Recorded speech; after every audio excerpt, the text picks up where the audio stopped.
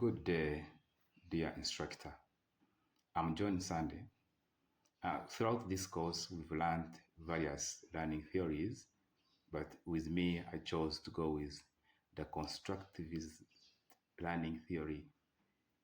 Why this theory?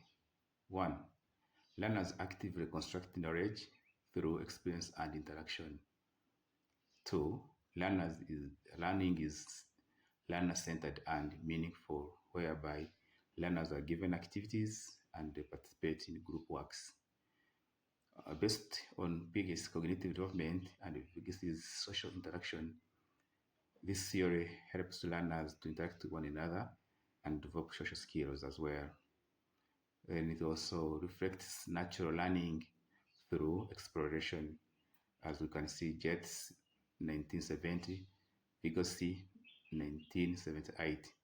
So learners are given tasks and they are able to make observations, analyze and draw up their own conclusions and also develop their understanding. The next is looking at the schools enrollment and the economic challenge that affect this school called Guerra.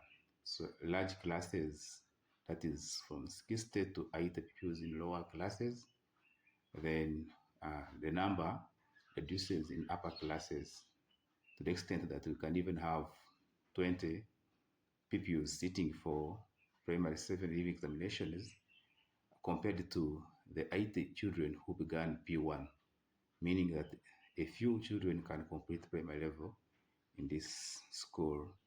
Then this is also, the next we can look is learners are from low income and subsistence farming families.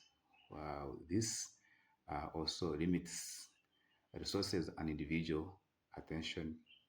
Then you have the teaching, which must reflect learners' realities, as we can see UNESCO 2015.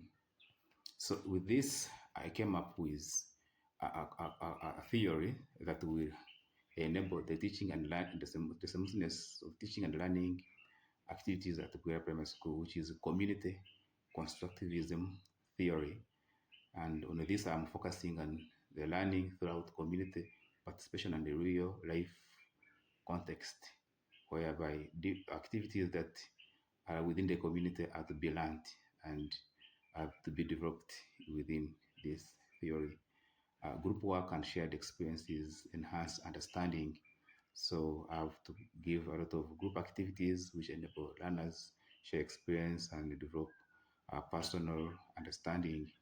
Then there's teacher act as a facilitator. Here I will not be a main source of knowledge, but rather facilitate the teaching and learning process. Then there is also a combination of social interaction and active discovery. So here the children, since they are given tasks to participate in, they will discover their own solutions and which develop their continued learning skills. Then I look also at promoting engagement and peer learning as decided by Vygotsky 1978, Jets 1970, Bruno 1966. My next slide is looking at the references. So I extracted this information from the Jets J 1970, The Science of Education and the Psychology of the Child. Then I also extracted it from Vygotsky LS 1978, Mind in Society, Bruno J 1966, Towards the Theory of Instruction, UNESCO 2015, Education for All 2000 to 2015, then Fortinet City 2013, Constructivism.